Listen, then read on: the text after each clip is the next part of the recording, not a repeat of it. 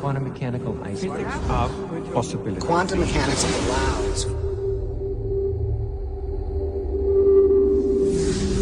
supreme mind. The brain is capable of millions of neural nets. Biochemical An emotional response. molecules. The brain does not know the difference between what it sees in its environment and what it remembers. We are running the holodeck. Whatever way we observe the world around us. So how can you continue to see the world as real if the self that is determining it to be real is intangible?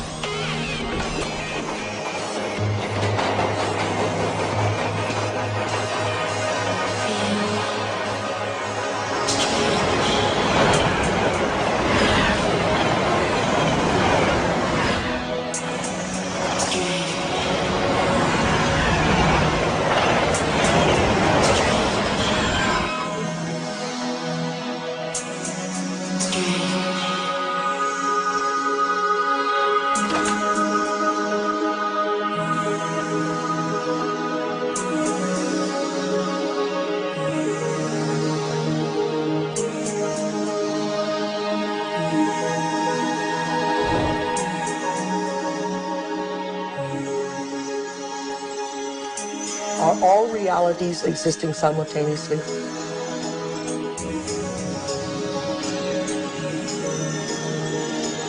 Is there a possibility that all potentials exist side by side?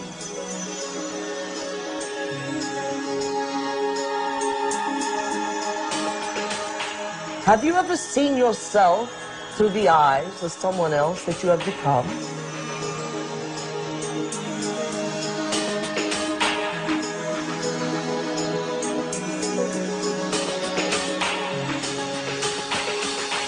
And looked at yourself through the eyes of the ultimate observer? Who are we? Where do we come from? What should we do? And where are we going? Why are we here? Well, that is the ultimate question, isn't it? What is reality? What I thought was unreal now, for me, seems in some ways to be more real than what I think to be real, which seems now more to be unreal. You can't explain it. And anybody who gets too lost and anybody who spends too much time trying to explain it is likely to get lost forever down the rabbit hole of mysteriousness. I think the more you look at quantum physics, the more mysterious and wondrous it becomes. Quantum physics, in very succinctly speaking, is a physics of possibilities. These are questions, these are addressing questions of how the world feels to us, of whether there's a difference between the way the world feels to us and the way it really is. Have you ever thought about what thoughts are made of? I think some of the things we're seeing with the children today is a sign that the culture is in the wrong paradigm and not appreciating the power of thought.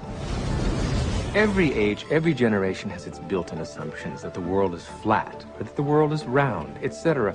There are hundreds of hidden assumptions, things we take for granted that may or may not be true. Of course, in the vast majority of cases, historically, these things aren't true. So presumably, if history is any guide, much about what we take for granted about the world simply isn't true. But we're locked into these precepts without even knowing it oftentimes. That's a paradox. Modern materialism strips people of the need to feel responsible.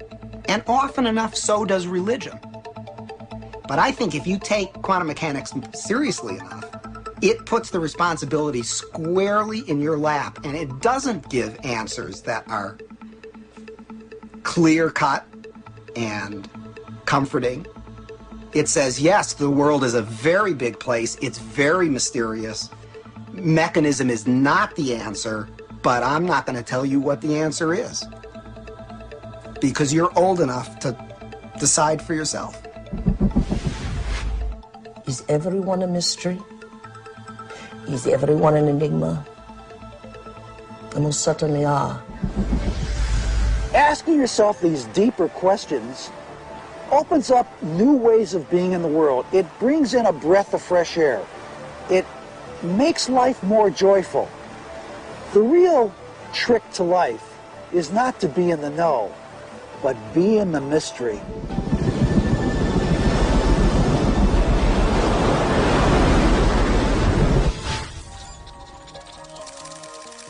It's time to get wise.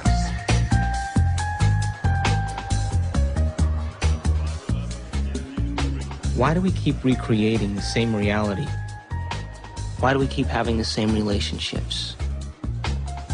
Why do we keep getting the same jobs over and over again? In this infinite sea of potentials that exist around us, how come we keep recreating the same realities? Isn't it amazing that we have options and potentials that exist, but we're unaware of them?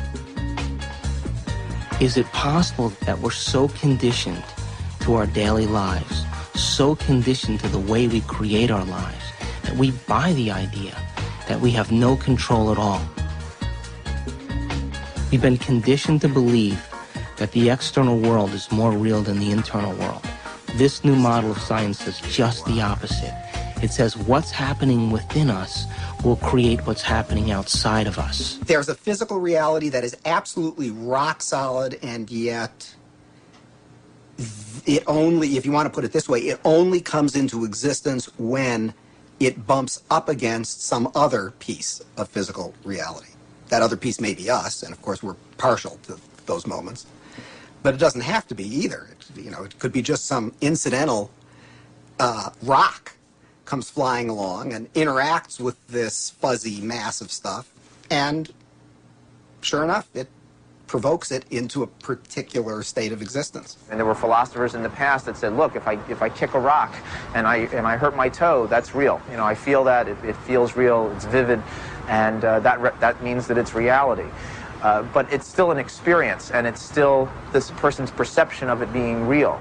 Scientific experiments have shown that if we take a person and hook their brains up to certain PET scans or computer technology and ask them to look at a certain object, and they watch certain areas of the brain light up, and then they've asked them to close their eyes and now imagine that same object.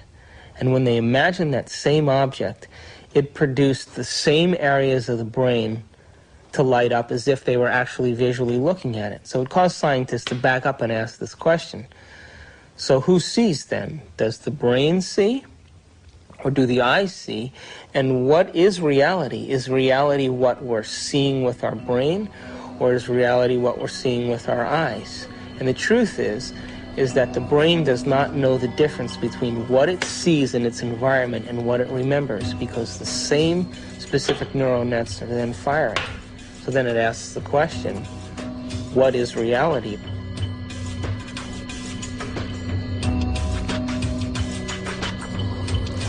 We're bombarded by huge amounts of information, and it's coming into our body, and we're processing it, coming in through our sense organs. It's percolating up, and at each step we're eliminating information, and finally what is bubbling up to consciousness is the one that's the most self-serving. The brain processes 400 billion bits of information a second, but we're only aware of 2,000 of those. But our awareness of those 2,000 bits of information are just about the environment, our body, and about time.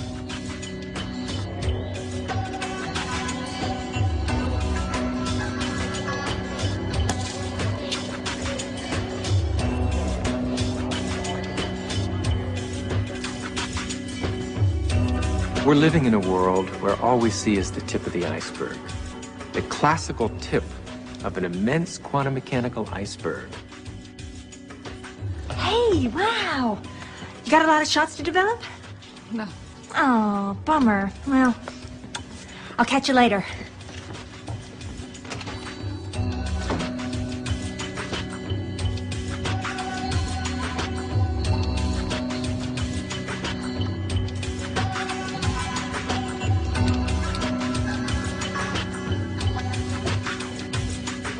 If the brain is processing 400 billion bits of information, and then our awareness is only on 2,000, that means reality is happening in the brain all the time. It's receiving that information, and yet we haven't integrated it.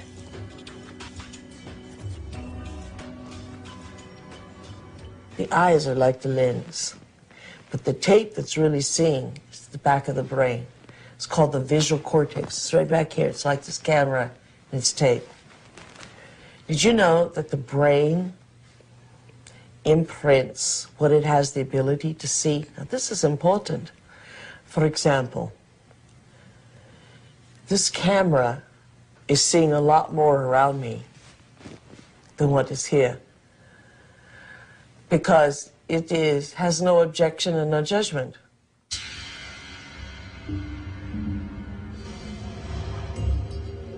The only movie that's playing in the brain is what we have the ability to see. So is it possible our eyes, our cameras see more than what our brain has the ability to consciously project? Well, the way our brain is wired up, we only see what we believe is possible. We match patterns that already exist within ourselves through conditioning.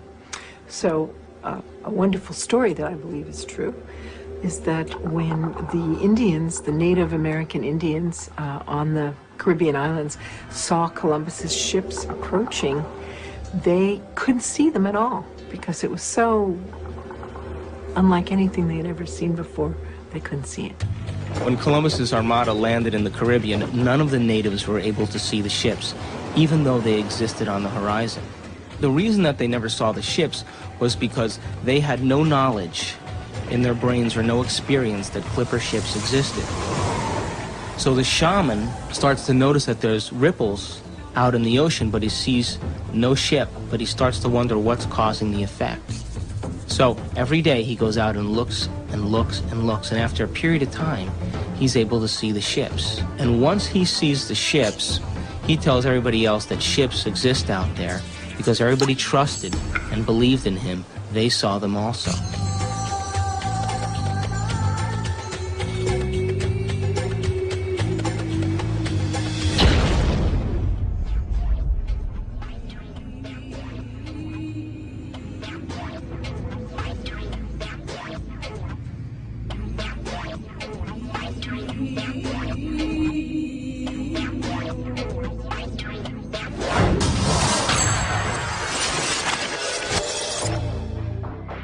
We create reality.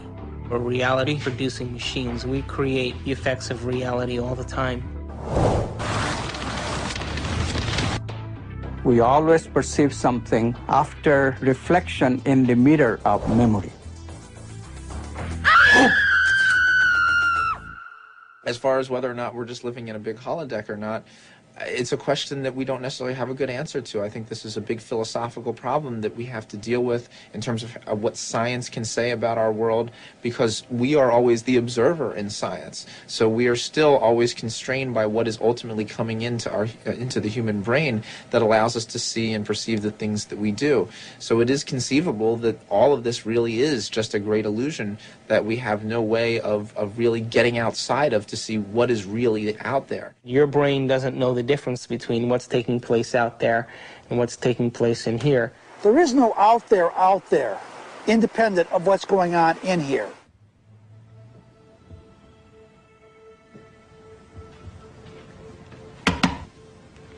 You okay? I heard you scream earlier. Was it another dream?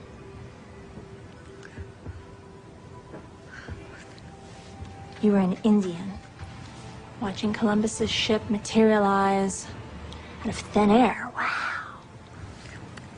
And this medicine man kept hitting you. Cool. Hey, maybe it was a past life or a parallel reality or a future life. That's weird. Or maybe that dream was trying to tell you the truth.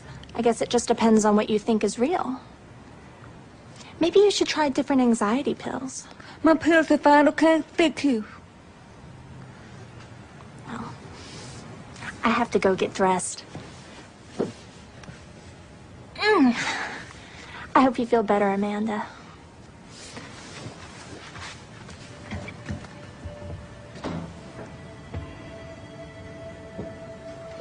God, Amanda.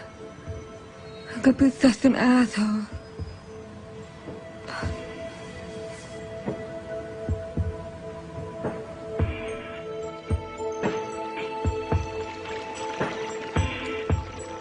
There actually are choices in the direction of how a life can go that are contingent upon small-level quantum effects not being washed out. First of all, let's talk about the subatomic world, and then we'll talk about what it's telling us about reality. The first thing I want to tell you about the subatomic world is it's totally a fantasy created by mad physicists trying to figure out what the heck is going on when they do these little experiments. By little experiments, I mean big energy in little spaces and little pieces of time. It gets pretty nutty at that realm of things, and so subatomic physics was invented to try to figure that all out. We need a new science down there. It's called quantum physics, and it is subject to a whole range of debatable hypotheses, thoughts, feelings, intuitions as to what the heck is really going on. Matter is not what we have long thought it to be. To the scientist, matter has always been thought of as sort of the ultimate in that which is static and predictable. Within all the atoms and molecules, all the space within that, the particles take up an insignificant amount of the volume of an atom or molecule, the fundamental particles. The rest of it is vacuum. What seems to happen is that particles appear and disappear all the time. So where do they go when they're not here? Now, that question is tricky.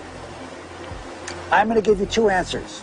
Answer number one, they go into an alternative universe where the people in that universe are asking the same question about those particles when they come into our universe. They say, where do they go?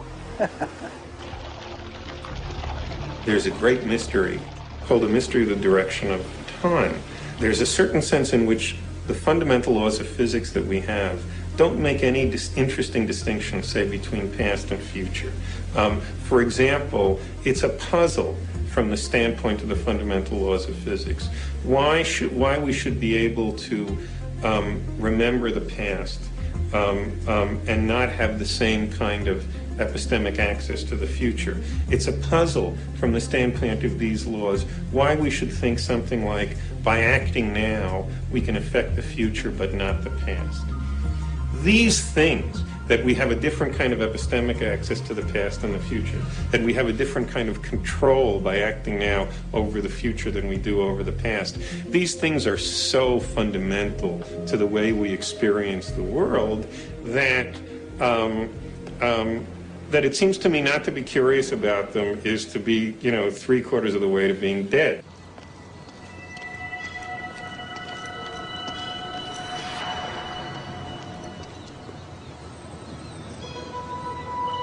Want to shoot some hoops?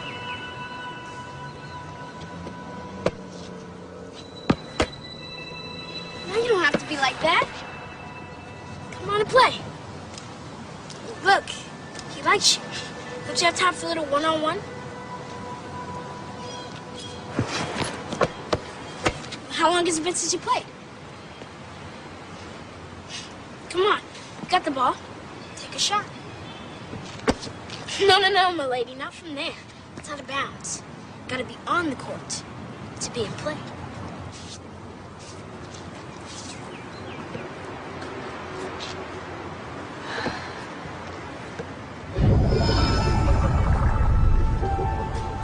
Welcome to Duke Reginald's court of unending possibilities.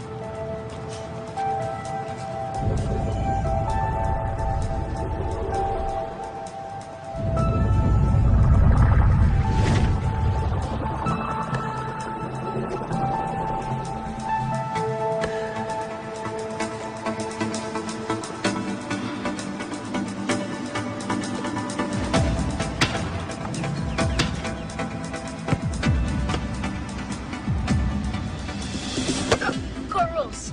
Gotta sink the last one. For who? touched you. And it's not solid. This ball is mostly empty. In fact, the universe is mostly empty.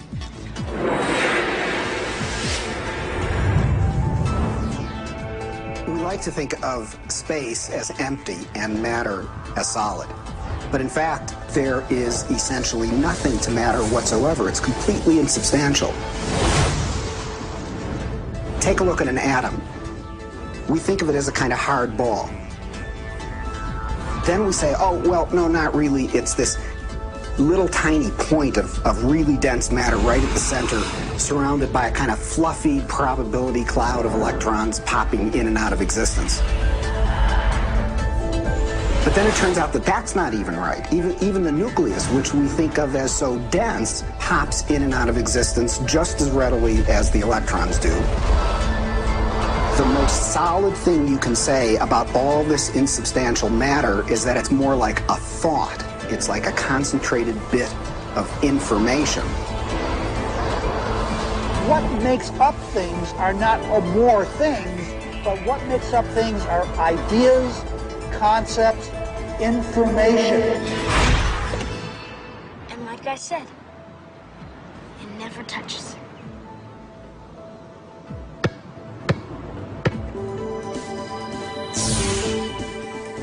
Those electrons build up a charge and push the other electrons away before they touch. So nobody touches nothing. Come on, put your stuff down. Nobody's gonna take it. Like I said, this is my court. It's no problem.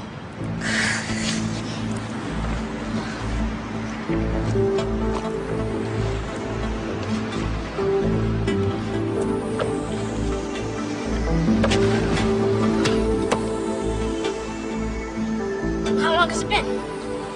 I'll be 8. It's only in conscious experience that it seems that we move forward in time. In quantum theory, you can also go backwards in time. You can always go back in time.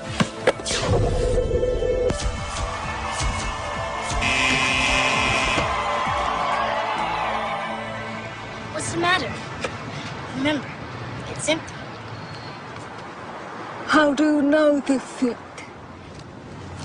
I read Dr. Quantum comics. Everybody thinks it's just kid stuff, but I know it's real. That's how I do my magic on the court. Yeah, I always choose the Wonder Boy first. He's got the weirding line. Well, Dr. Quantum says everybody's got it. Everybody's doing it constantly, each and every time you look.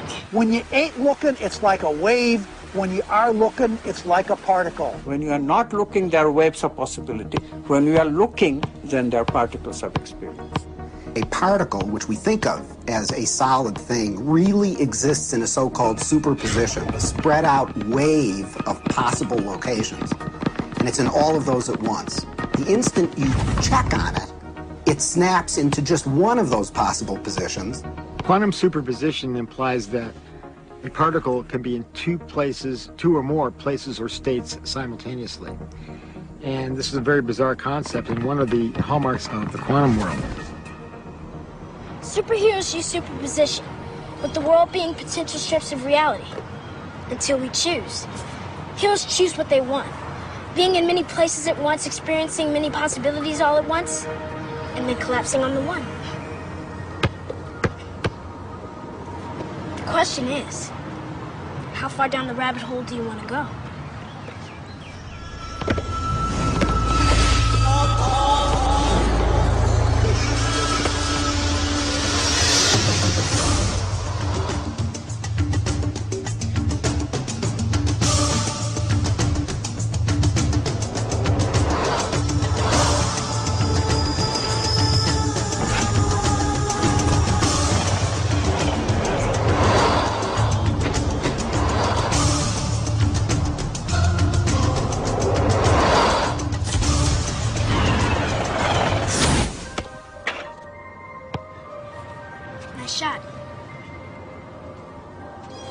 How can a system or an object be in two or more states at the same time? It's very easy.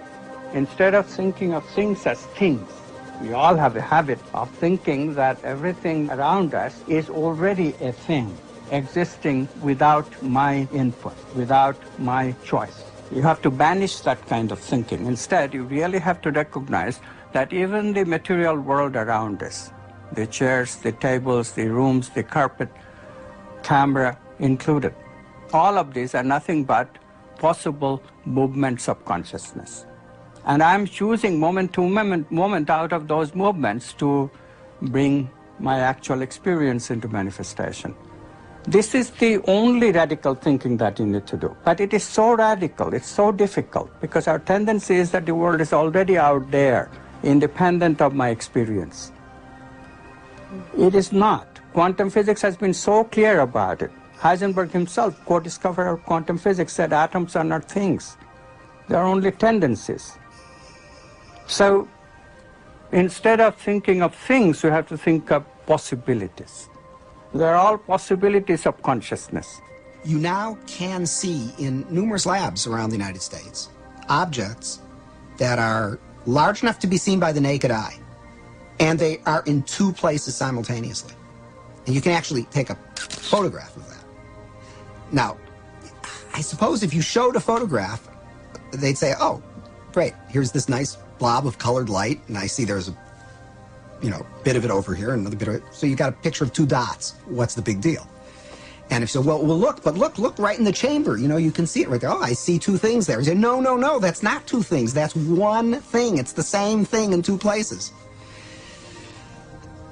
I'm not sure that people's jaw would drop about it, because I don't think people really believe it.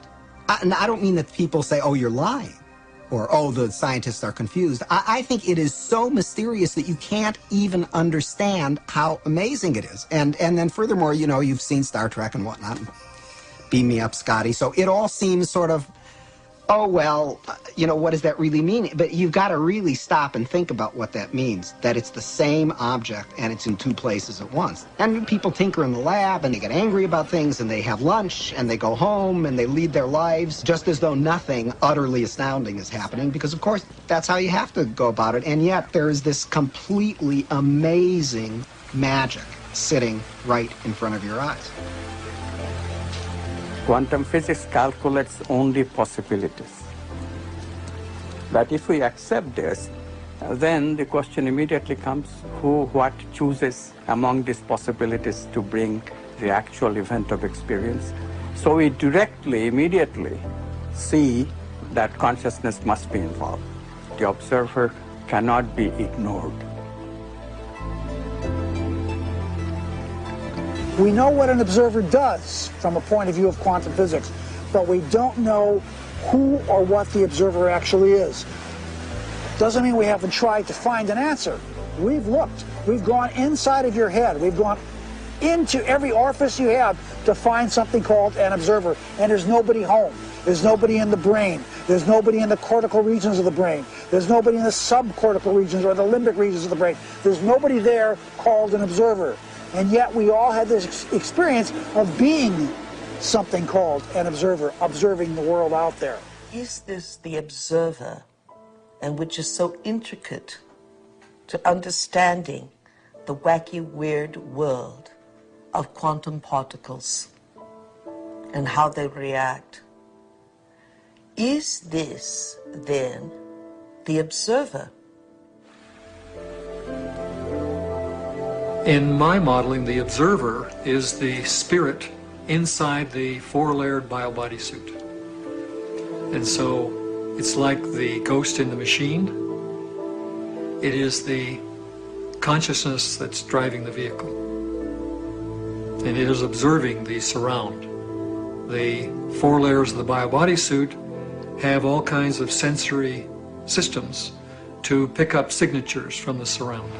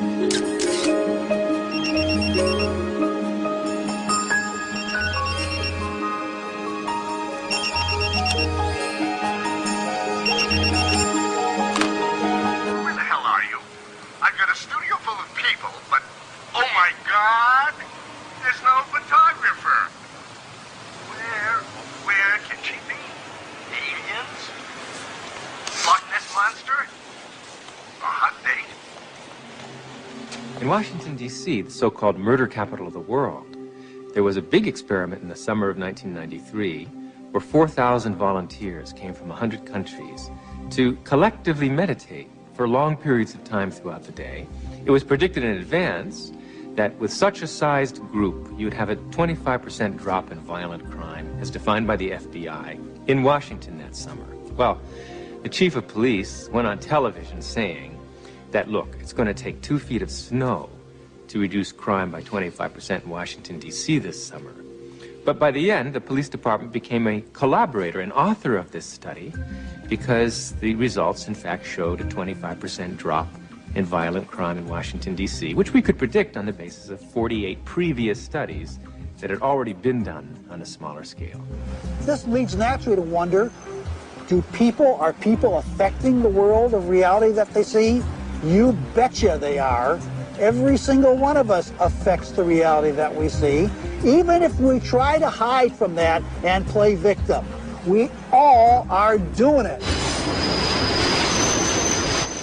Just tell me where you are. Good. But hurry, will you, please, because these models are giving me a headache. 10 minutes.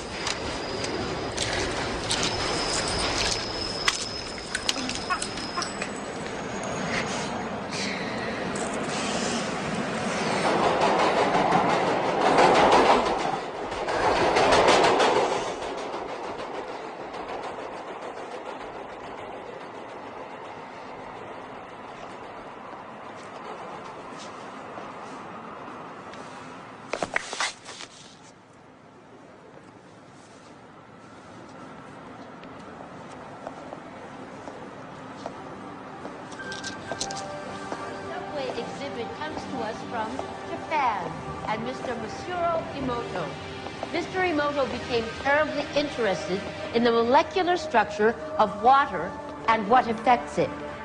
Now, water is the most receptive of the 4 elements.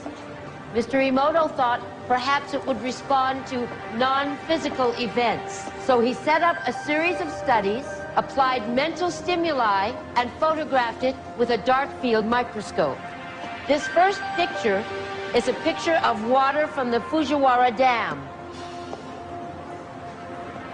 And this picture is the same water after receiving a blessing from a Zen Buddhist monk.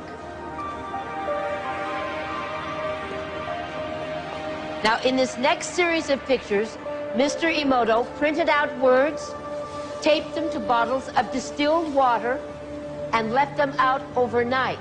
This first photograph is a picture of the pure distilled water, just the essence of itself. These subsequent photographs, as you can see, are each different. This is the chi of love. And we move along here to thank you. And you can see where he taped that to this bottle here. But if you read Japanese, you already knew that. Now, Mr. Emoto speaks of the thought or intent being the driving force in all of this. The science of how that actually affects the molecules is unknown, except to the water molecules, of course.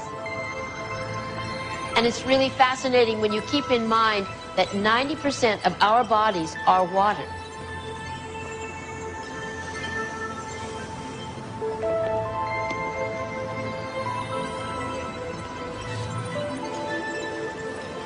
Makes you wonder, doesn't it?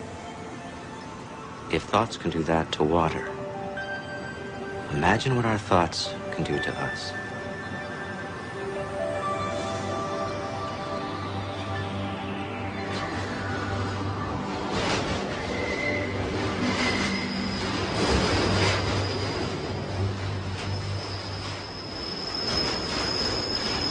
Absolutely, thought alone can completely change the body. Most people don't affect reality in a consistent, substantial way because they don't believe they can. They write an intention and then they erase it because they think that's silly. I mean, I can't do that. And then they write it again and then they erase it. So time average, it's a very small effect. And it really comes down to the fact that they believe they can't do it. If you accept with every rudiment of your being that you will walk on water Will it happen? Yes, it will. But you know, it's like positive thinking. It's a wonderful idea, positive thinking. But what it usually means is that I have a little smear of positive thinking covering a whole mass of negative thinking. So thinking positive is not really thinking positive. It's just disguising the negative thinking that we have. When we think of things, then we make the reality more concrete than it is. And that's where we become stuck. We become stuck in the sameness of reality. Because if reality is concrete, obviously I'm insignificant. I cannot really change it. But if reality is my possibility of consciousness itself, then immediately comes the question of how can I change it? How can I make it better? How can I make it happier? You see how we are extending the image of ourselves? In the old thinking, I cannot change anything because I don't have any role at all in reality. Reality is already there. It's material objects moving in their own way from deterministic laws. And mathematics determines what they will do in a given situation. I, the experiencer, have no role at all. In the new view, yes, mathematics can give us something. It gives us the possibilities that all these movements can assume, but it cannot give us the actual experience that I'll be having in my consciousness. I choose that experience. And therefore, literally, I create my own reality. It may sound like a tremendous bombastic claim by some new agey without any understanding of physics whatsoever, but really quantum physics is telling us that.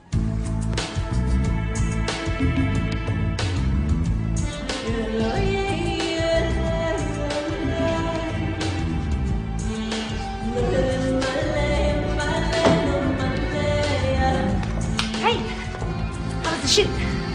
So.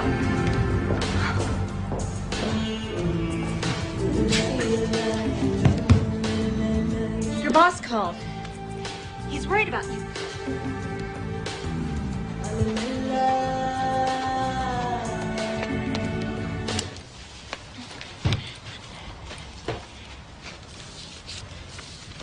Amanda, I want to thank you for letting me stay here.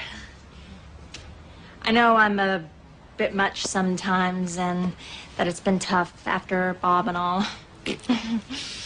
And, you've just been so wonderful. I mean, I make a mess and, well, I clean up afterwards, but it's not really your style. Sometimes I think you make me sane. Me?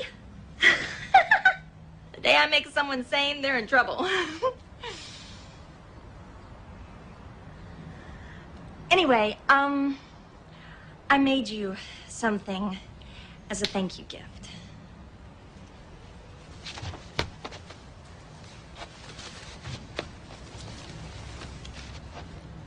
Open it.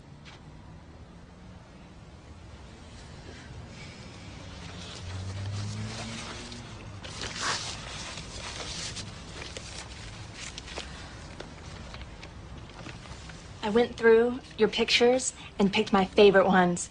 And it took me forever because there's so many good ones.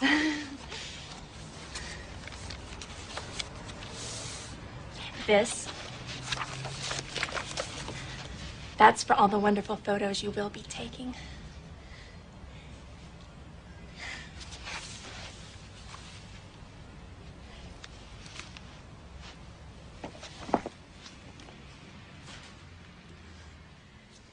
Oh. I've had a strange day. Thank you.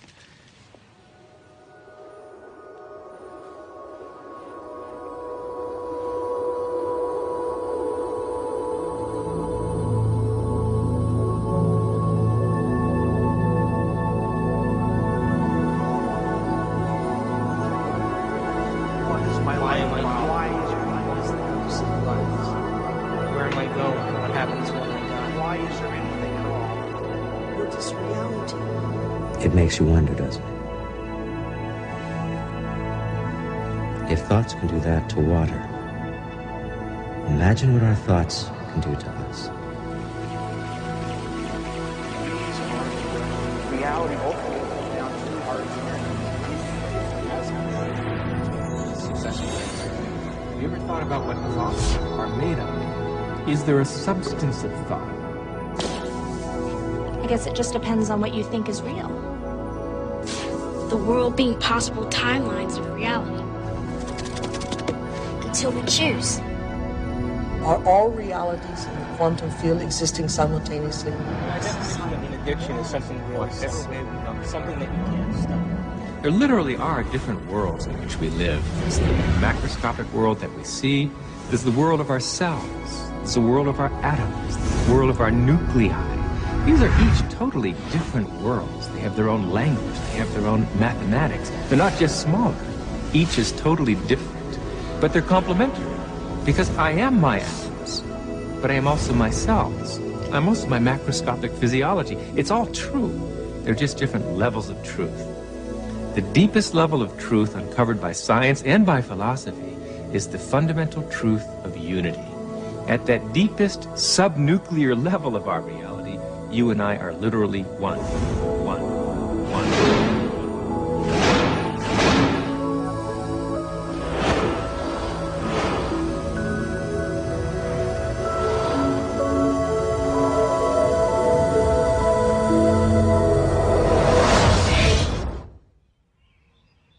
I wake up in the morning and I consciously create my day the way I want it to happen.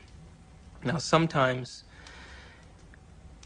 because my mind is examining all the things that I need to get done, it takes me a little bit to settle down and get to the point of where I'm actually intentionally creating my day. But here's the thing, when I create my day, and out of nowhere, little things happen that are so unexplainable, I know that they are the process or the result of my creation. And the more I do that, the more I build a neural net in my brain that I accept that that's possible. It gives me the power and the incentive to do it the next day. In addiction, we have a supreme, beautiful opportunity to decipher the difference between our intangibility of our nobleness of character and the day-to-day business of how that character is revealed in a three-dimensional world through our bodies.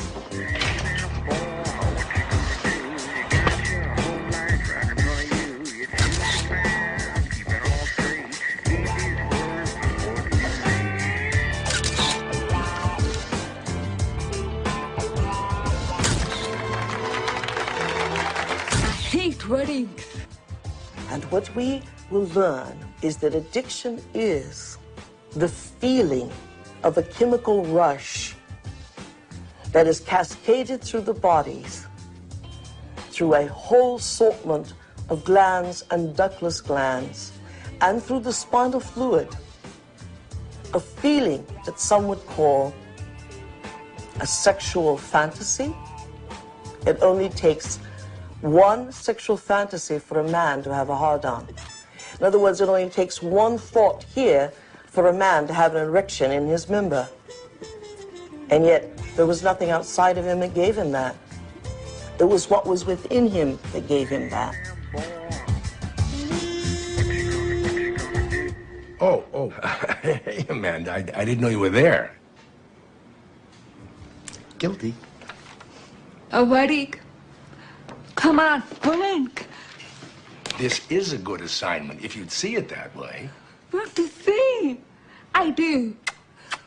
They did. Oh, God, Amanda. I mean, you live in your past. I mean, everything with you is about what happened. You hate churches. You hate weddings. You hate guys. Now, I want you to go scope it out. Don't need to. I got mine there. I know. I took the pictures, remember? You got too many memories clouding your vision. Oh, Amanda, you know you're the best technical photographer I have. And I want to have some great pictures. You know what? You need a good Polish wedding. And watch out for those good Catholic boys, huh? You need the priest. Come on, get out of here. Bye. When I was younger, I had lots of ideas about what God was. And now I realize I'm not conscious enough to truly understand what that concept means. That I am at one with the great being that made me and brought me here and that formed the galaxies and the universes, etc. How did that get taken out of religion? It was not hard.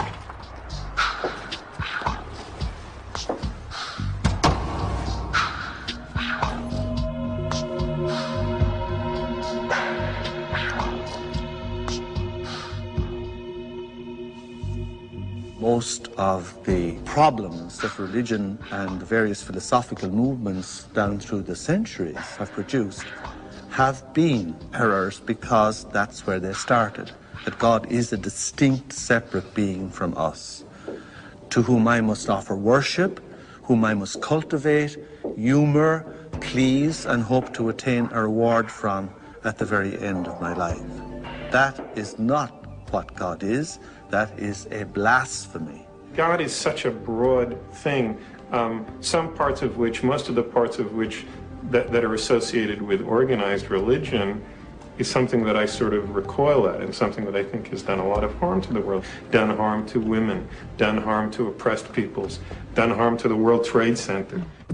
And yet, at the same point, we have the epitome of a great science. The closest science has ever come to explaining Jesus' interpretation that the mustard seed was larger than the kingdom of heaven. And the only science that can fit into that analogy is quantum physics.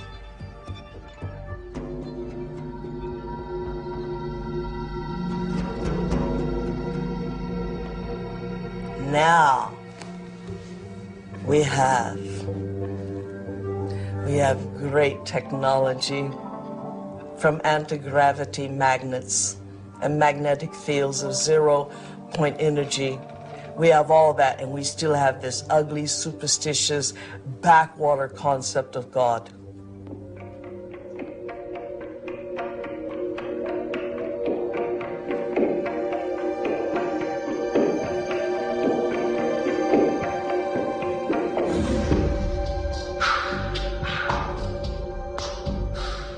Fall into line very readily when they're threatened by these cosmic sentences of everlasting punishment. But this is not how God is. And once you start to question the traditional images, caricatures of God, people feel you're an agnostic or an atheist or a subverter of the social order. God must be greater than the greatest of human weaknesses, and indeed, the greatness of human skill, that God must even transcend, are most remarkable to emulate nature in its absolute splendor. How can any man or woman sin against such a greatness of mind?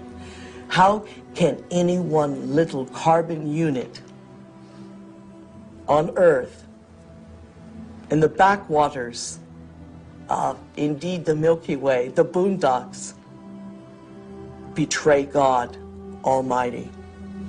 That is impossible. The height of arrogance is the height of control of those who create God in their own image.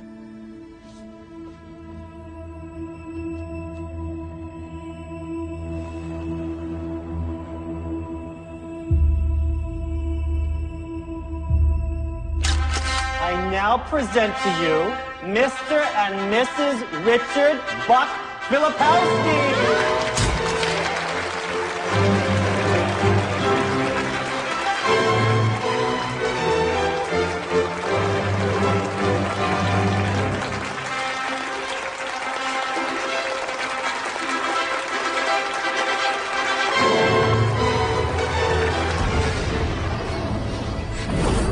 Brain, when it fires its thoughts, is likened unto the landscape of a thundercloud.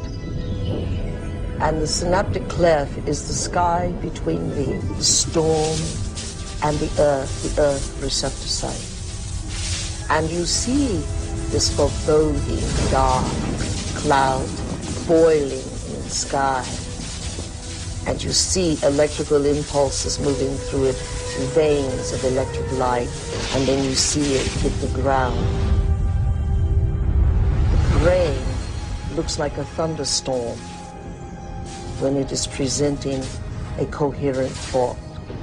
So no one has ever seen the thought. What they do see in neurophysics is that they see a storm raging around different quadrants of the brain. Those are areas that are mapped in the body and what the person must be responding to. A holographic image.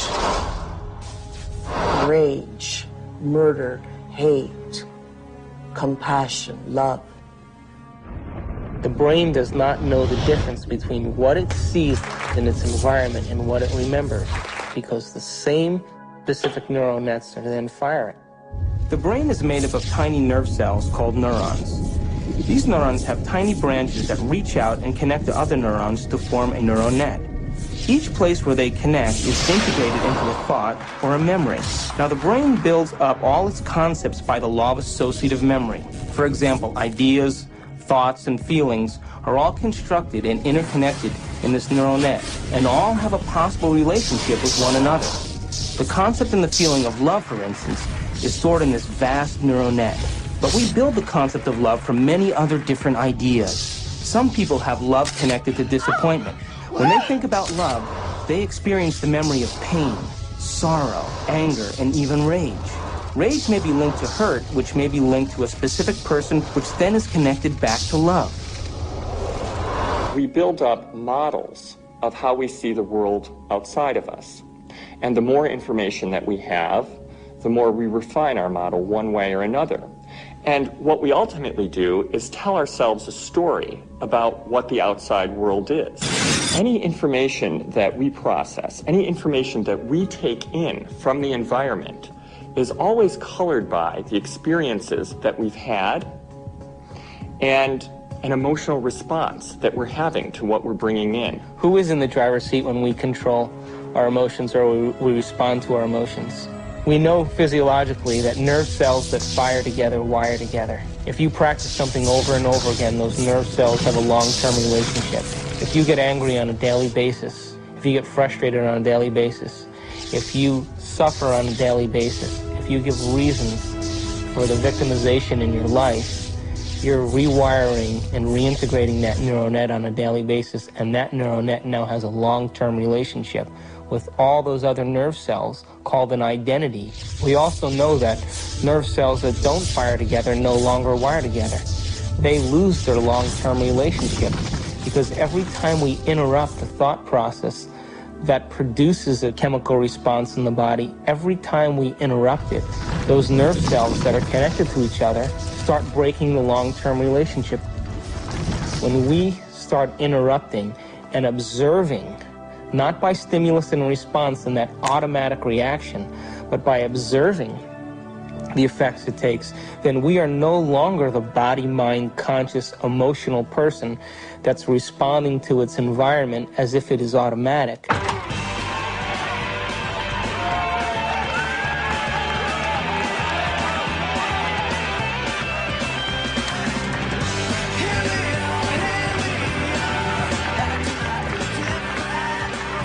Does that mean emotions are good or emotions are bad? No, emotions are designed so that it reinforces chemically something into long-term memory. That's why we have them. All emotion is holographically imprinted chemicals. The most sophisticated pharmacy in the universe is in here. There's a part of the brain called the hypothalamus. And the hypothalamus is like a little mini factory, and it is a place that assembles certain chemicals that match certain emotions that we experience. Those particular chemicals are called peptides. They're small chain amino acid sequences. The body's basically a carbon unit that makes about 20 different amino acids all together to formulate its physical structure.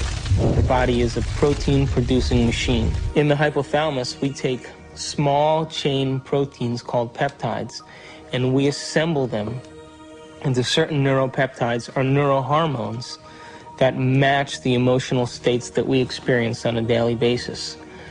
So there's chemicals for anger, and there's chemicals for sadness, and there's chemicals for victimization, there's chemicals for lust, there's a chemical that matches every emotional state that we experience. And the moment that we experience that emotional state in our body or in our brain, that hypothalamus will immediately assemble the peptide that then releases it through the pituitary into the bloodstream. The moment it makes it into the bloodstream, it finds its way to different centers or different parts of the body. Now, every single cell in the body has these receptors on the outside. And one cell can have thousands of receptors studying its surface, kind of opening up to the outside world. And when a peptide docks on a cell, it literally, like a key going into a lock, sits on the receptor surface and attaches to it and kind of moves the receptor, and kind of like a doorbell buzzing, sends a signal into the cell. It's party time!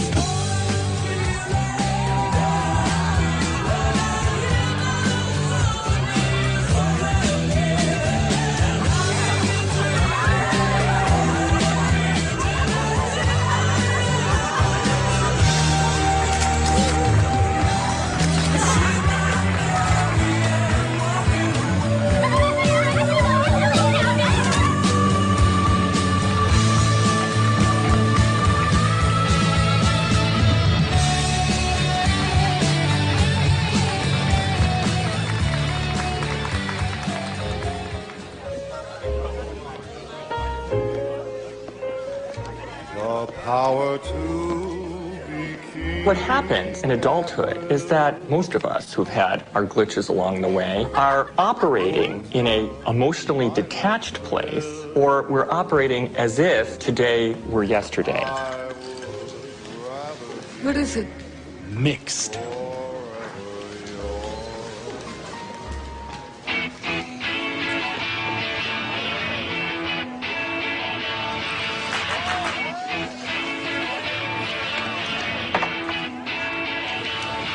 In either the disconnected place or the overly emotional reactive place, because they've gone to an earlier time in reality, the person is not operating as an integrated whole.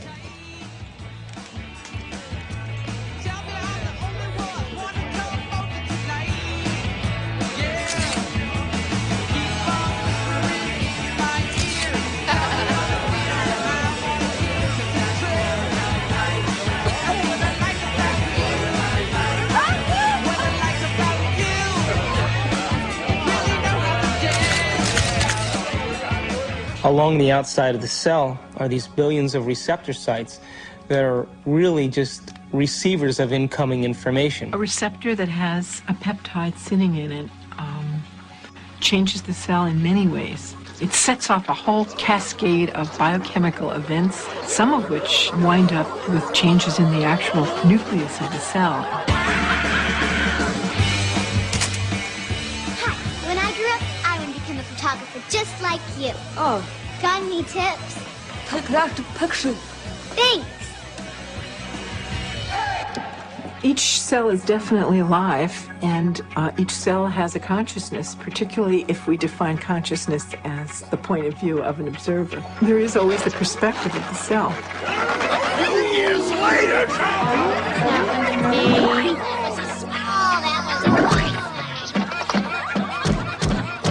In fact, the cell is the smallest unit of consciousness in the body. I'm hungry.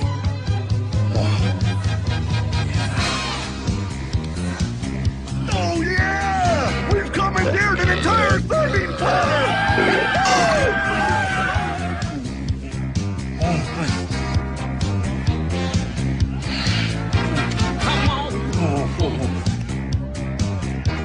Yeah, keep it coming, keep it coming! Yeah! Oh, let's go! Oh yeah! Well, my definition of an addiction is something really simple. Something that you can't stop. Oh, make me suffer, please. It hurts. We bring to ourselves situations that will fulfill the biochemical craving of the cells of our body by creating situations that meet our chemical needs. It always addict will always need a little bit more in order to get a rush or a high of what they're looking for chemically. Don't tell me to calm down. You're always bossing me around. So my definition really means that if you can't control your emotional state, you must be addicted to it. Oh, I knew this was going to happen. That's not what we agreed upon.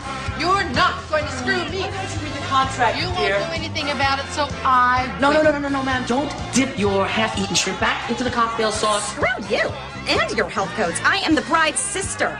I'll stick my ass in the cocktail sauce if I damn well please. Come on. I want you to get out there and serve and make sure everybody has a full glass. Fun, fun, fun. Listen, you won't do anything about it, so You are not the sandwich. Talking just like you. But I make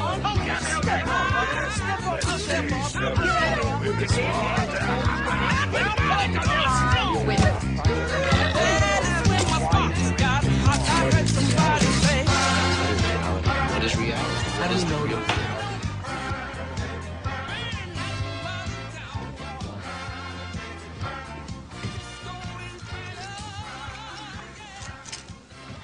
So how can anyone really say they're in love with a specific person, for example?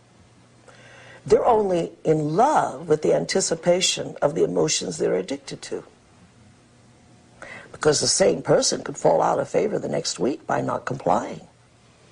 My goodness, doesn't that change the landscape of our emotional outlook on personal needs and identities?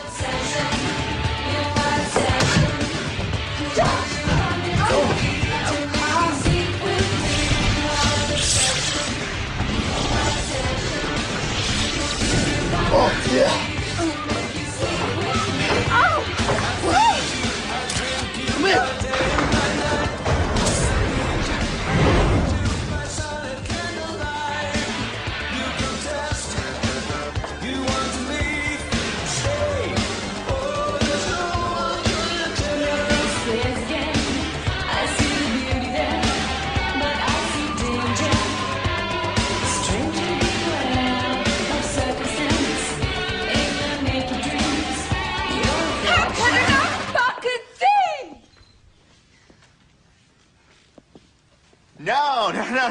No.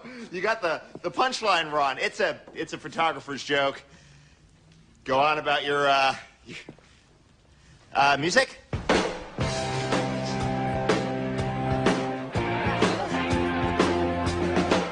Are you okay? Right, I thought that couldn't funky some good. When? Just now. I was with the groom. Hey, I could read lips. I'm sorry. I was with the groom just now. Yeah, he loves Paulette. Where?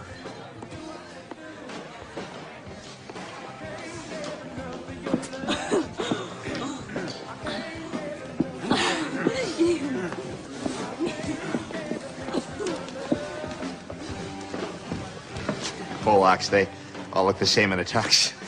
You're not Polish. Hi. Thanks. Here. This will help.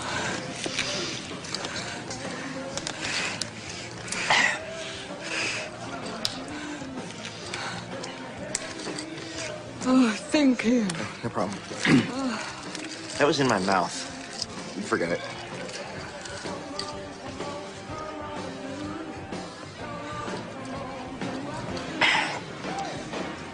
So, what's your name?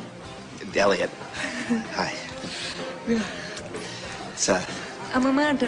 Hey, Amanda. I should have asked you what your name.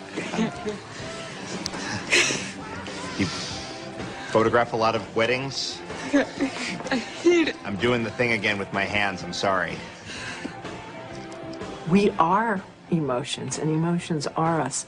Again, I can't separate emotions. When you consider that every aspect of your digestion, every sphincter that opens and closes, every group of cells that come in for nourishment and then moves out to heal something or repair something, those are all under the influence of the molecules of emotion. I mean, it's this total buzz. So you ask if emotions are bad. Emotions are not bad.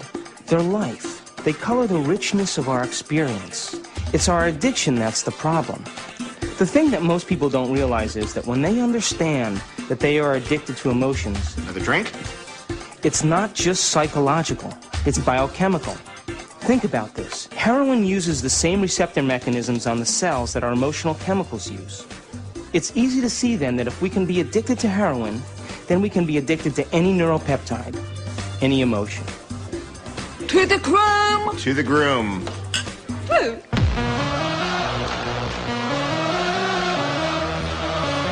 What's up, guys? What's up, man? Hello. What do we need? Some boxes. Put out! Yeah, baby!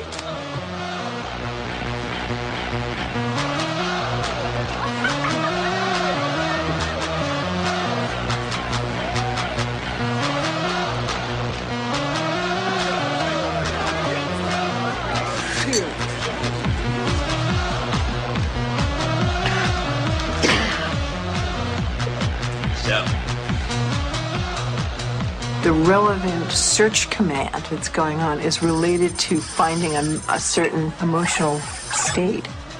I mean, we can't even direct our eyes without having an emotional aspect to it.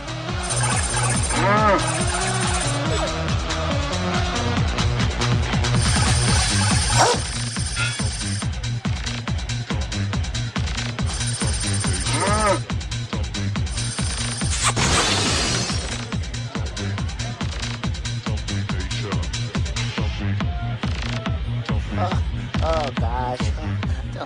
She wouldn't fall for me. No. Oh, mama! Woo! What the hell are you waiting for? Come on, you little pussies! Jeez, I can't believe you guys! What are you? Ooh, come on, just get the hell out of the way! Hi there, honey! Come on, baby, you know you want it. Oh, don't give me that look.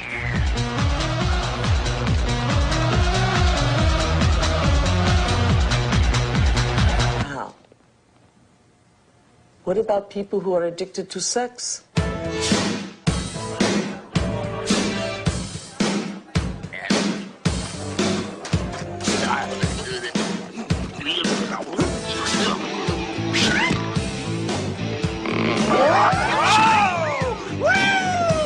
Hello there, big boy.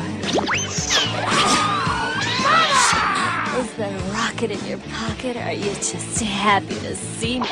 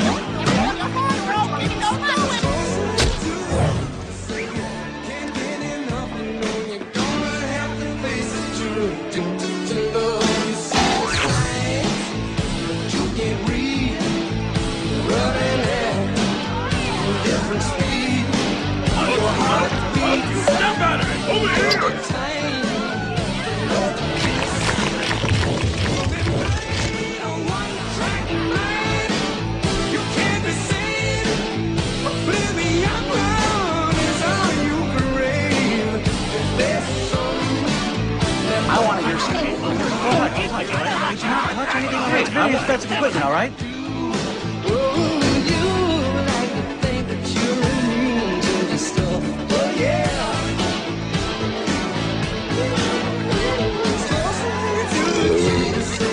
I want to hear some polka music, okay? I'm gonna play the people want to hear some I know we're gonna play the... You can't have a Polish wedding without polka music!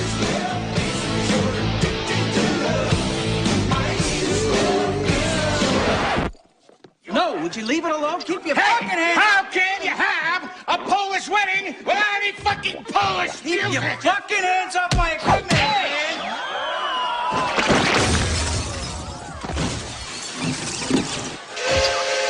Like I said before, it ain't a Polish wedding without a polka!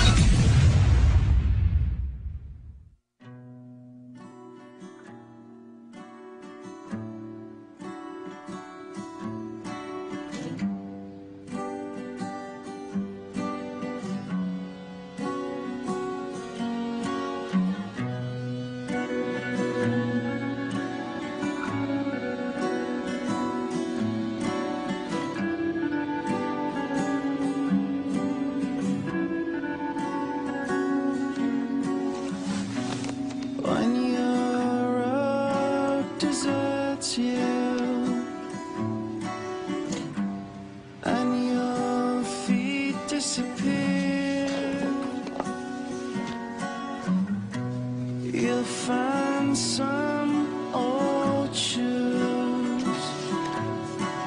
wasted one, without appeal.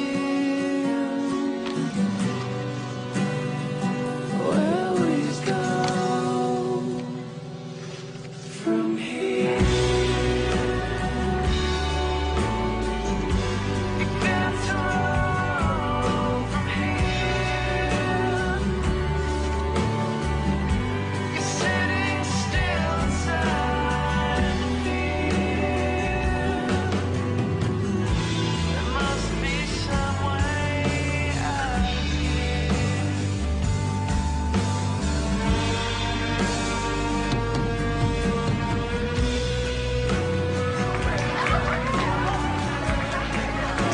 Our mind literally creates our body. So it all starts in the cell. The cell is a protein-producing machine, but it gets its signal from the brain. One of the things about receptors is they change in their sensitivity. If a given receptor for a given drug or internal juice is being bombarded for a long time at a high intensity, it will literally shrink up. There will be less of them, or it will be hooked up in such a way that it is desensitized or downregulated. So the same amount of drug or internal juice will elicit a much smaller response.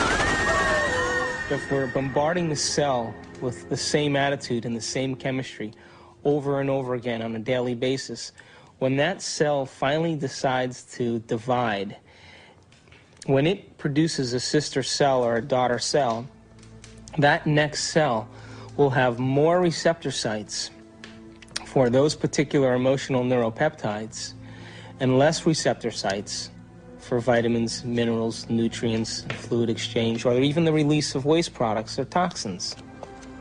Now, all aging is a result of improper protein production. What happens when we age? Our skin loses elasticity. Well, elastin is a protein. What happens to our enzymes? We don't digest as well. What happens to our synovial fluid? Those are proteins. They become brittle and stiff. What happens to our bones? They become thin. So all aging is a result of improper protein production. So then the question arises, does it really matter what we eat? And does nutrition really have an effect if the cell doesn't even have the receptor sites after 20 years of emotional abuse to even receive or to let in the nutrients that are necessary for its health?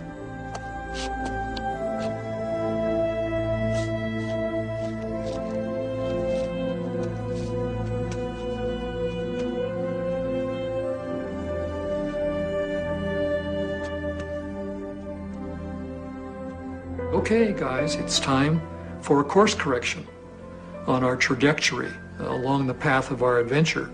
And that course correction is the movement to a new paradigm, just an expansion of the old. Just as the universe is larger than we thought it was in our modeling. And it's always larger than we think it is.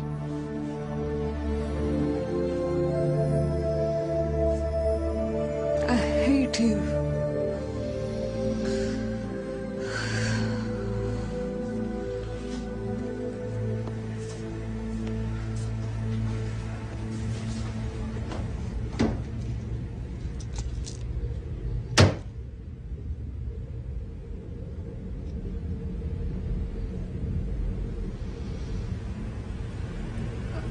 Hate you.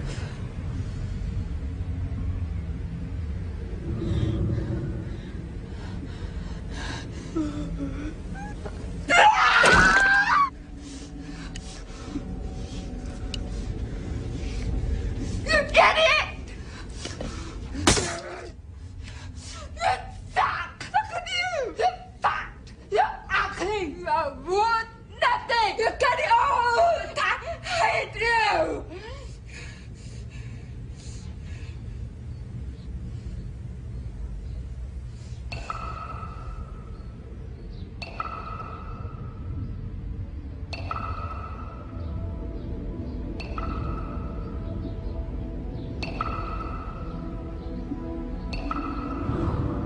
It makes you wonder, doesn't it? If thoughts can do that to water, imagine what our thoughts can do to us.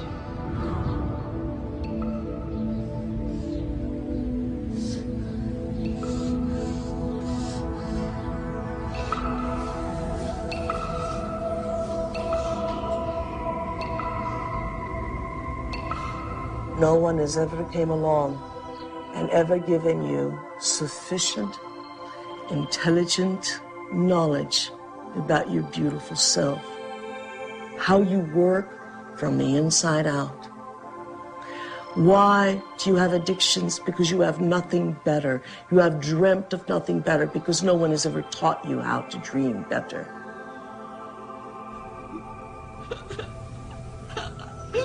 Do I think that you are bad? I don't think you're bad. Do I think you're good? I don't think you're good either. I think you're God.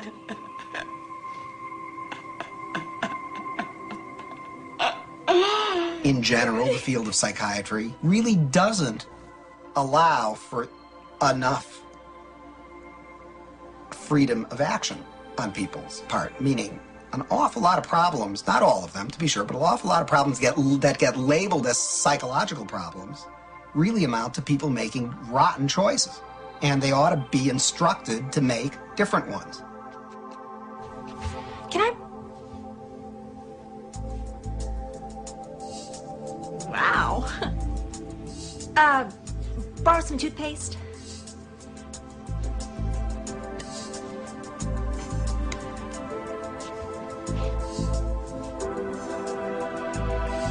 Thanks.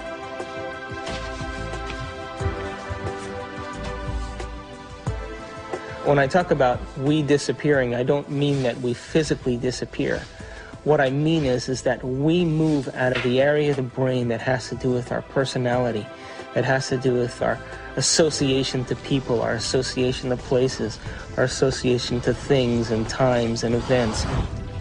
We don't exist in the associative centers in our brain that reaffirms our identity and reaffirms our personality. For the average person in the world who lives life and considers their life boring or uninspiring is because they've made no attempt to gain knowledge and information that will inspire them. They're so hypnotized by their environment through the media, through television, through people living and creating ideals that everybody struggles to become, that no one can actually become in terms of physical appearance and definitions of beauty and valor, that are all illusions, that most people surrender and live their life in mediocrity. And they may live that life, and the soul may never really, their desire may never really rise to the surface, so they may want to be something else. But if it does rise to the surface, and they ask themselves if there is something more, or why am I here? What is the purpose of life? Where am I going? What happens when I die? They start to ask those questions. They start to flirt and interact with the perception that they may be having a nervous breakdown. And in reality, what they're doing is that their old concepts of how they viewed their life in the world start to fall apart.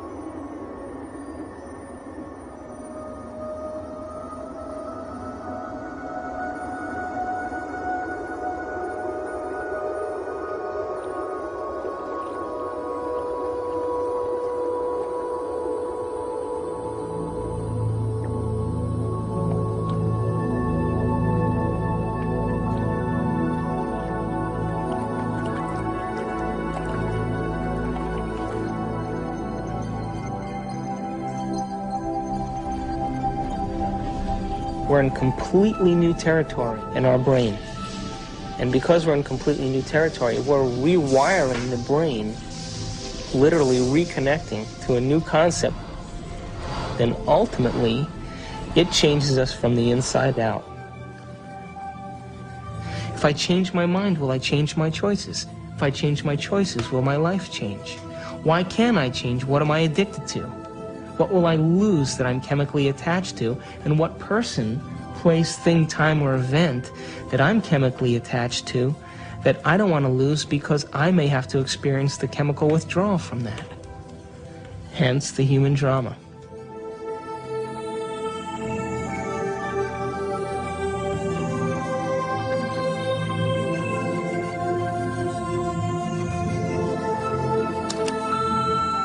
Amanda, it's Bob, and I'm just calling to say I hope that you can come tonight. I really want to see you. I really want to talk to you.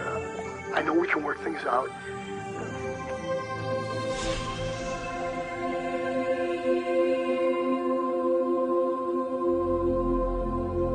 It's the only planet in the Milky Way that has habitation that is steeped in enormous subjugation of religion. You know why that is because people have set up right and wrong. If I do this, I'm going to get punished by God. If I do the other thing, I'm going to get rewarded. This is a really poor description that tries to map out a path in life for us to follow, but with deplorable results, because there really is no such thing as good or bad. We're judging things far too superficially that way. Does that mean you're in favor of sin and licentiousness and depravity? No. It simply means that you need to improve your expression and understanding of what you're dealing with here. There are things that I do, and I know they'll evolve me. There are other things that will not evolve me. But it's not good or bad. And there's no God waiting to punish you because you did one or the other. There is no God condemning people. Everyone is God's. At the same time, God is this sort of placeholder name for those parts of our experience of the world which are somehow transcendent, somehow sublime. I have no idea what God is. Yet I have an experience that God is. There is something very real about this presence called God. Although I have no idea how to define God, to see God as a person or a thing, I can't seem to do it. It's kind of like asking a human being to explain what God is similar to asking a fish to explain the water in which the fish swims. God is the superposition of all the spirit from all things. You are a God in the making, and you have to walk this path. But someday, you have to love the abstract as much as you love the condition of addiction. The only way that I will ever be great to myself is not what I do to my body, but what I do to my mind.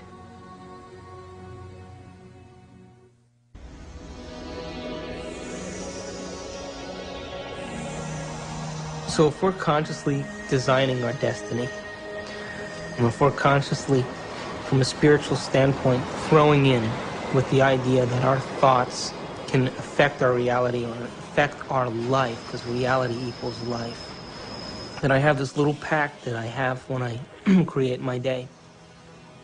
I say I'm taking this time to create my day, and I'm infecting the quantum field.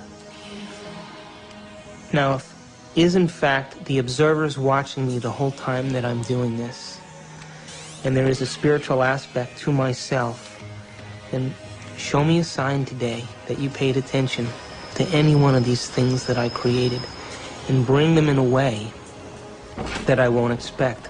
So I'm as surprised at my ability to be able to experience these things and make it so that I have no doubt that it's come from you.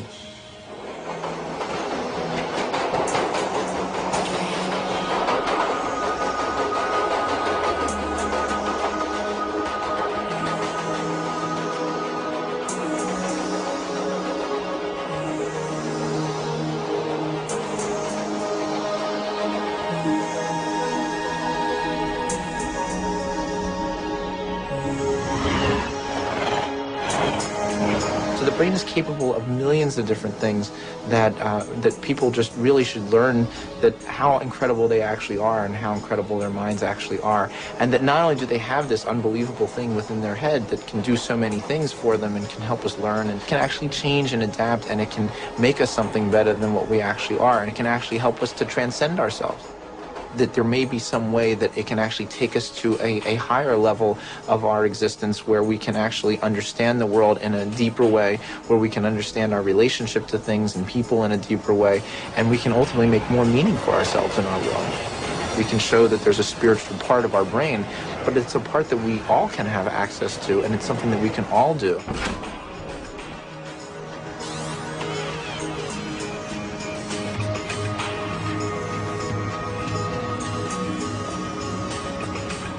We have to formulate what we want and be so concentrated on it and so focused on it and have so much of our awareness of it that we lose track of ourselves.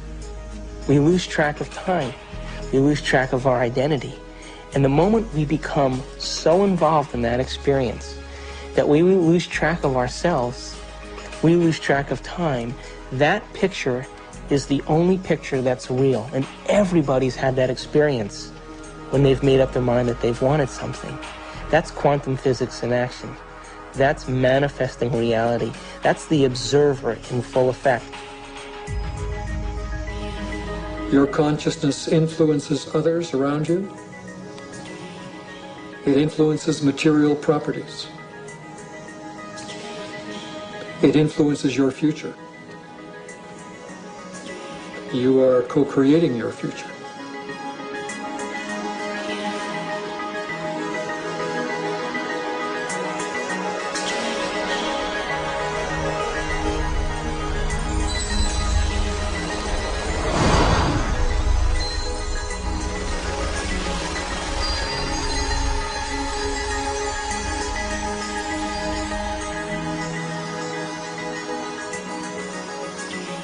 Show me a sign today that you paid attention to any one of these things that I created, and bring them in a way that I won't expect. So I'm as surprised at my ability to be able to experience these things, and make it so that I have no doubt that it's come from you.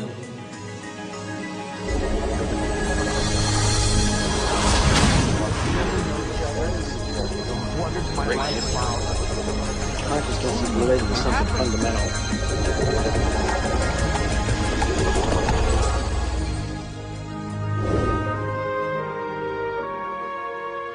Have you ever seen yourself through the eyes of someone else that you have become?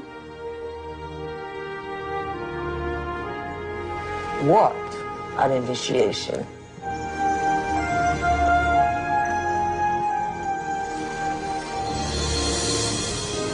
Have you ever stopped for a moment and looked at yourself through the eyes of the ultimate observer?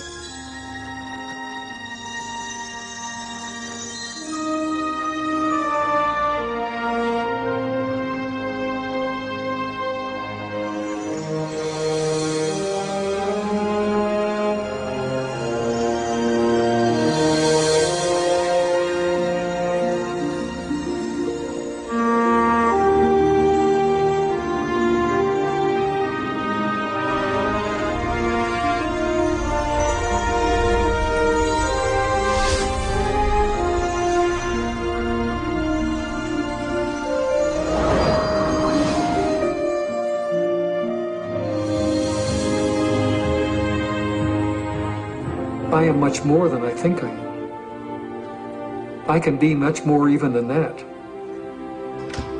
I can influence my environment with people. I can influence space itself. I can influence the future. I am responsible for all those things.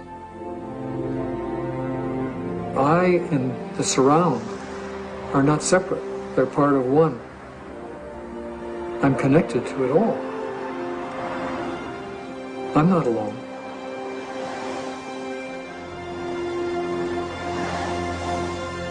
Knowing that there's this interconnectedness of the universe, that we are all interconnected and that we are connected to the universe at its fundamental level, I think is as good an explanation for spirituality as there is. It is my belief that our purpose here is to develop our gifts of intentionality and learn how to be effective creators. We are here to be creators.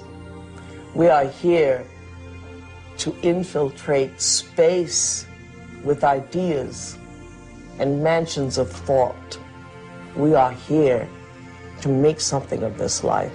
To acknowledge the quantum self, to acknowledge the place where we really have choice, to acknowledge mind.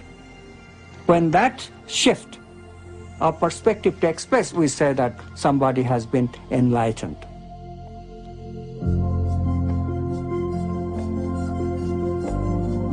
Quantum mechanics allows for the intangible phenomenon of freedom to be woven into human nature. Quantum physics, very succinctly speaking, is a physics of possibilities. It opens fundamentally the question of whose possibilities and who chooses from these possibilities to give us the actual event of experience. The only answer that is satisfactory, both logically and meaningfully, is the answer that consciousness is the ground of all being. We must pursue knowledge without any interference of our addictions.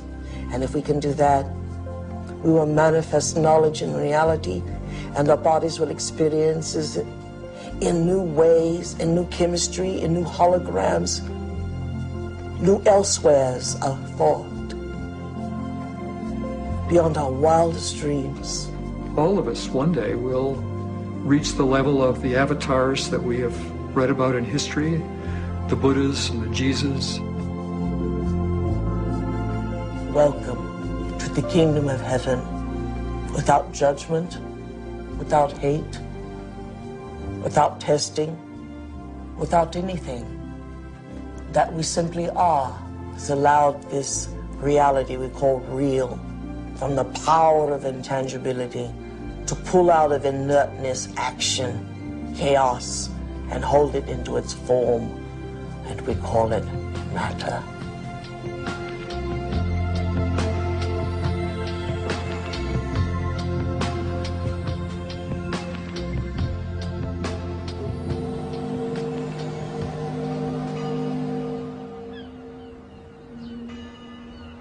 How can we measure the effects?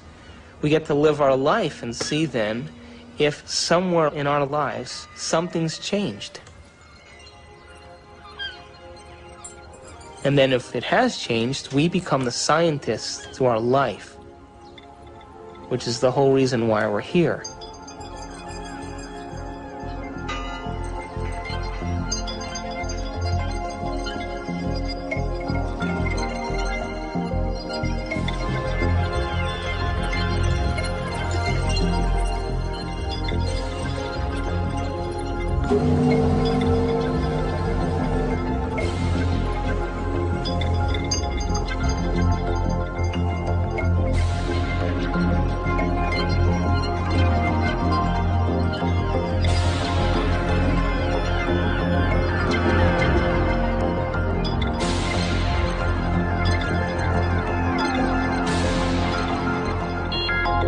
Don't just take it at face value. Test it out and see whether it's true.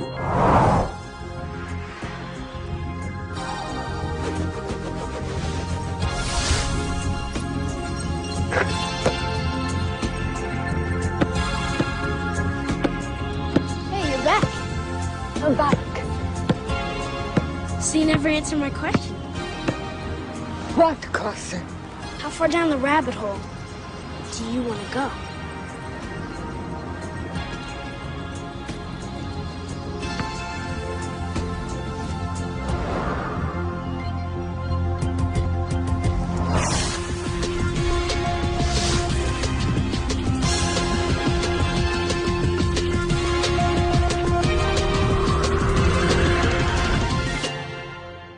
Ponder that for a while.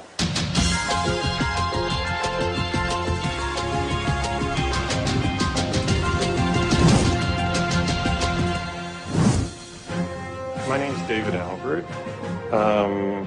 I got a PhD in theoretical physics. I studied biochemistry at Rutgers University, and then went to chiropractic college at Life University in Atlanta, Georgia. My postgraduate training is in anatomy and physiology, neurochemistry, neurophysiology, and genetics. I study quantum physics. I sometimes teach it. I've written a book on quantum physics and many books explicating the meaning of quantum physics. After my PhD from Harvard, I went to CERN, the European Laboratory for Particle Research, and then joined faculty at Stanford. And my work there has been the development of unified quantum field theories. I have about 100 publications in this area, but perhaps I'm best known for the discovery of supersymmetric flipped SU5 grand unified field theory.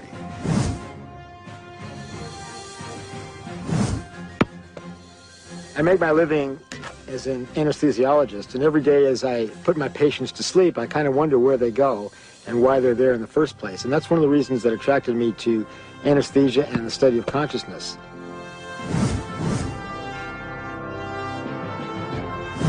My name is Micheál Ledwith, and for most of my life I was a professor of theology. I'm Dr. Daniel Monti. I'm a physician with specialty training in psychiatry and human behavior.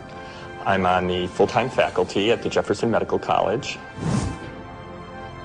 I actually got very interested in studying this whole topic of the brain and spirituality because it had to do with a lot of the questions that I was asking ever since I was a child about reality and how we understood truth and what was real. And as I grew up and as I realized that while spirituality was, in some senses, a very important part of trying to find those answers, science also was a very crucial part. And I was ultimately looking for some way of bringing those two forces together.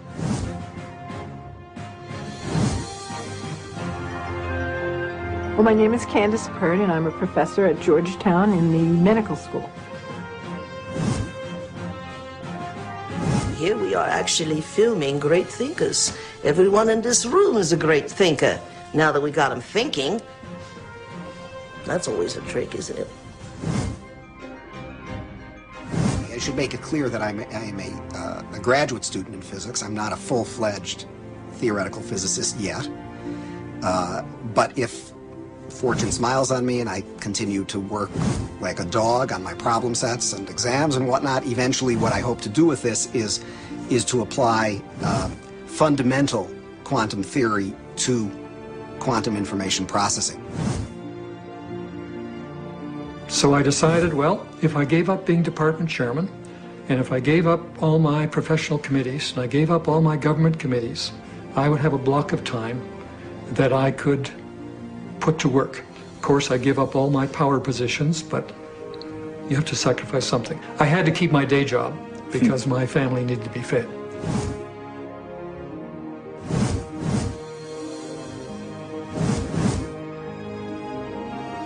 I presume that you're asking me how scientists can sound this wacko because I must be sounding wacko. It's really an interesting question. If you study science long enough, and seriously enough, and dig deeply enough, if you don't come out feeling wacko about it, you haven't understood a thing.